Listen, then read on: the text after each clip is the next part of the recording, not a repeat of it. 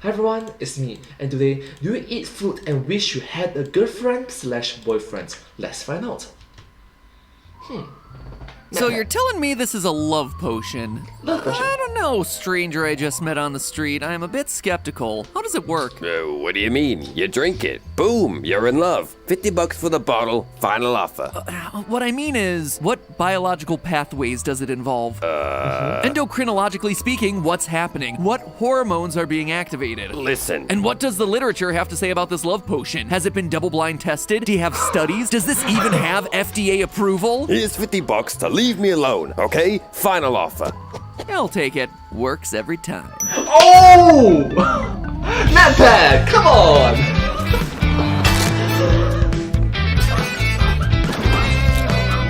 Wow! Hello, Internet. Welcome to Food Theory. Hello Internet, welcome to Food Theory! Hi! Wow!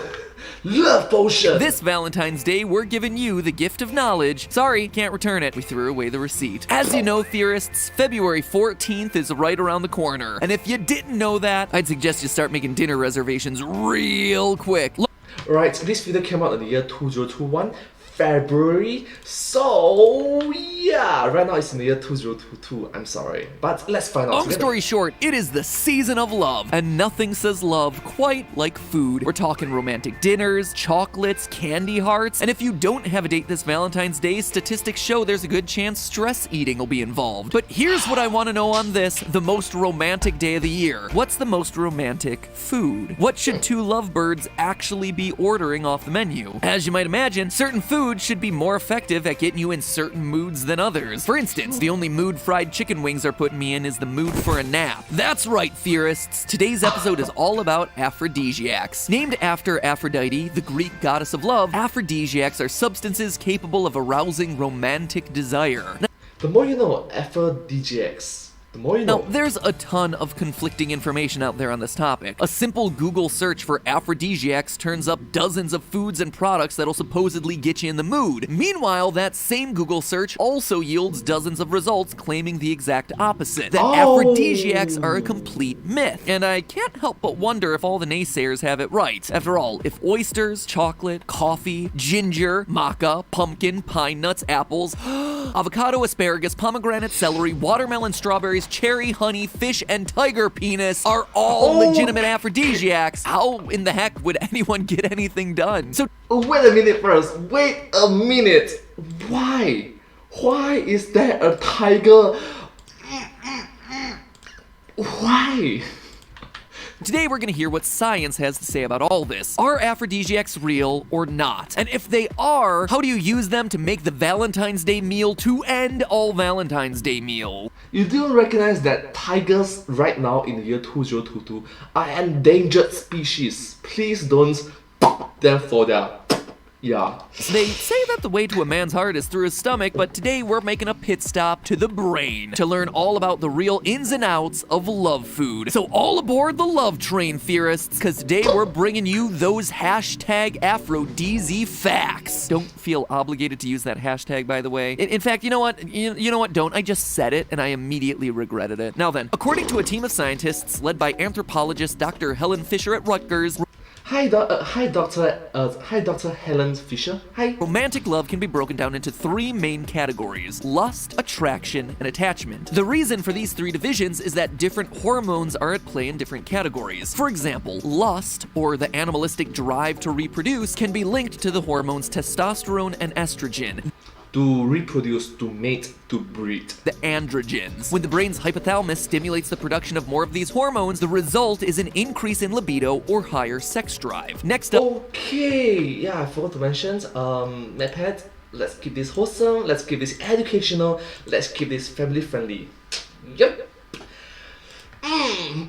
Tiger, that is thing. attraction, which is similar to lust, but distinct in that it utilizes the brain's reward pathways. You know how there's that overwhelming infatuation that new partners experience in the early stages of a relationship? Well, this is actually the result of positive, rewarding neurotransmitters flooding your brain each time that you're with that person. I think it's called limerence, I guess. Limerence. It can last from 12 months to 36 months. It's the kind of feeling of, you are the one, my one true love. You are my soulmate. But after this period of 12 to 36 months, if there's nothing more foundationally anchor big rock to settle down, things can get fast.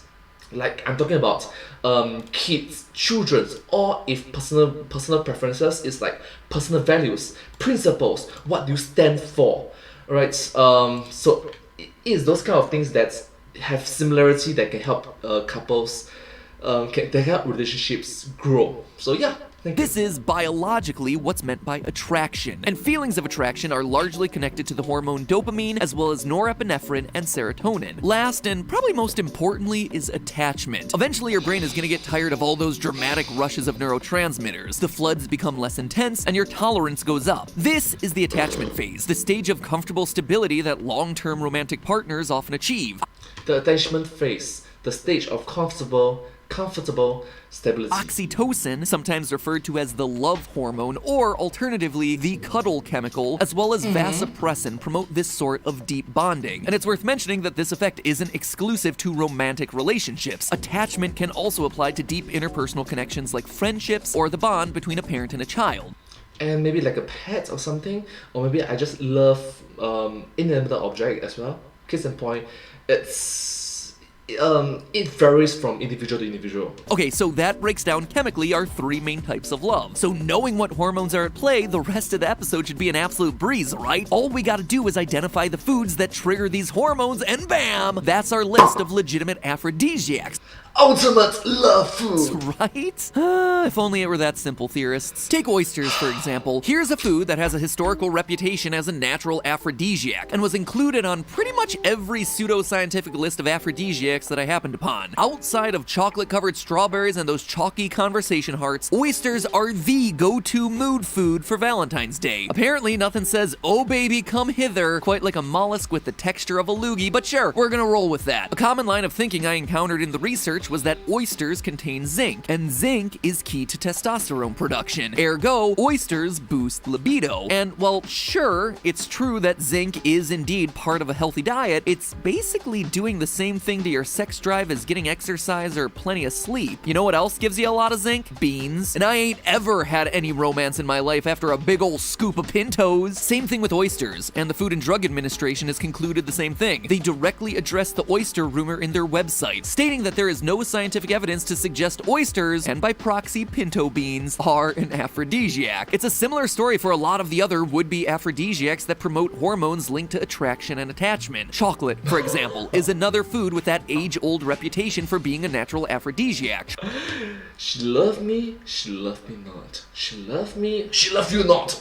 Chocolate increases serotonin and stimulates the release of dopamine, which seemingly makes it a slam dunk for lovers looking to boost their attraction. Plus, you got foods like avocado and fatty fish, which are great for the production of the attachment hormones oxytocin and vasopressin. So it seems like they could be legit aphrodisiacs too. And yet time and time again, the clinical studies remind us that there's more to setting the mood with food than simply containing the correct chemicals. According to Dr. Michael Kreikman, head of the Southern California Center for Sexual Health, quote, "There is anecdotal and historical evidence that some of these plant-based substances may work, although clinical studies have yet to conclusively demonstrate the effectiveness and safety of any." Kreikman also adds that the FDA feels much the same way. Based on the research that's been done out there, even over-the-counter drugs that claim to contain aphrodisiac ingredients don't stand up to scientific scrutiny. So that's a bit of a bummer when it comes to figuring out our scientifically ideal Valentine's Day dinner. Short of getting a prescription drug involved, it would seem that there's no Valentine's Day dinner that's really capable of moving the romantic needle on its own, so to speak. However, all of this is overlooking one key element: psychology. After all, the hormones we've been discussing today all get triggered from your brain. So before we go and write off oysters, chocolate, avocados, and countless other historically acknowledged aphrodisiacs like tiger penis, let's consider that Yep, it exists. People use it. The poor tiger. I'm sorry. Maybe a bunny or something? That doesn't make it sound better.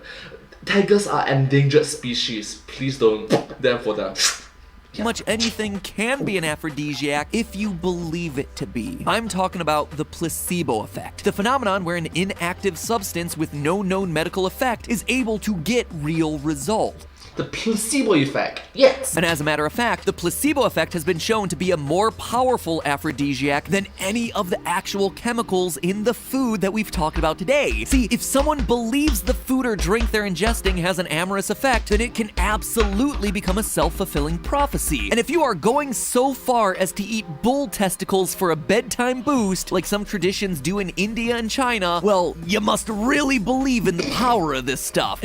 And the placebo effect works a lot of the time. Here that we begin to see that psychology plays an all-important role in love. The cocktail of hormones that make us feel lust, attraction, and attachment all take their marching orders from the brain. And despite centuries of trying, we still haven't found a food that can effectively cut the brain out of the process. But here's what we have found. There are some proven simple ways to steer things in the romantic direction. Crippling loneliness? Romantic evening. Shoot!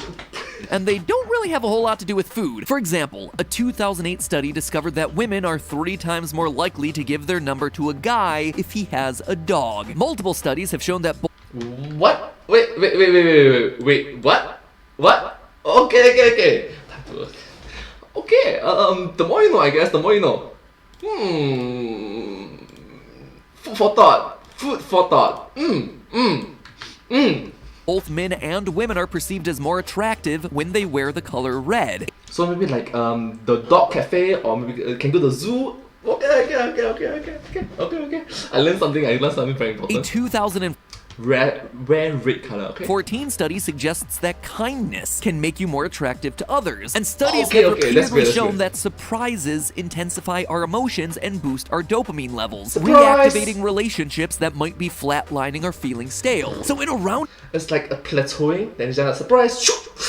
roundabout way, this does help us craft the ideal Valentine's Day dinner, and it really has nothing to do with the food that you put on the table. You surprise your loved one by making the meal yourself. Not only is it an exhibition of kindness that'll boost your attractiveness in a way that no food ever could, the surprise element will snap your partner to attention as the brain floods with rewarding neurotransmitters. And bonus points if you wear red and bring your dog. So long. Oh my god! I just love it that NetPad just included this kind of like gaming statistics. It's like plus 35, plus 15, plus 25.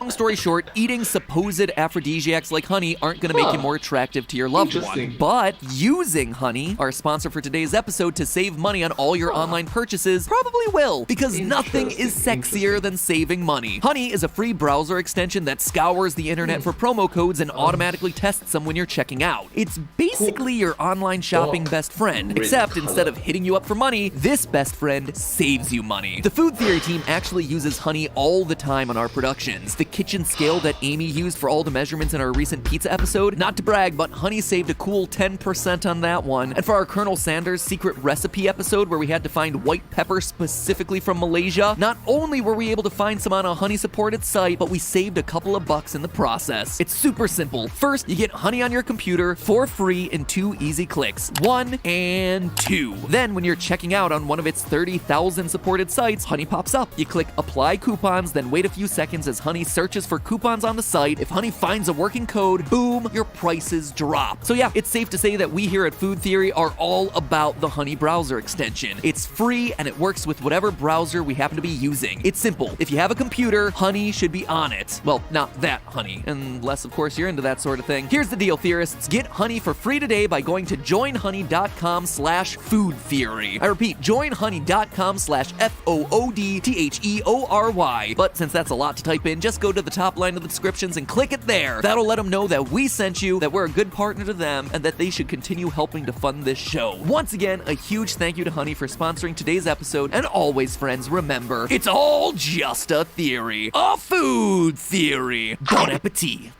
Wow! Oh my gosh, this video must be so popular right now. I'm gonna rewatch this video after my live stream is over so I can learn something new. We should continue So, helping yeah. to fund this show. Once again, a huge thank you to Honey for sponsoring today's episode, and always, friends, remember, it's all Let's do the just meme. So Valentine's Day is coming up, so chicken, anyone? Oh, a bouquet of chickens instead of a bouquet of flowers. Huh, interesting. But anyways, thank you all so much for watching this video. I hope you find this video very interesting to watch. If you do like this video, please remember to like, share, and subscribe, and comment, and follow. And I hope to see you in my next video. But hey, that's just a theory. A food theory. Bon appetit. Thank you.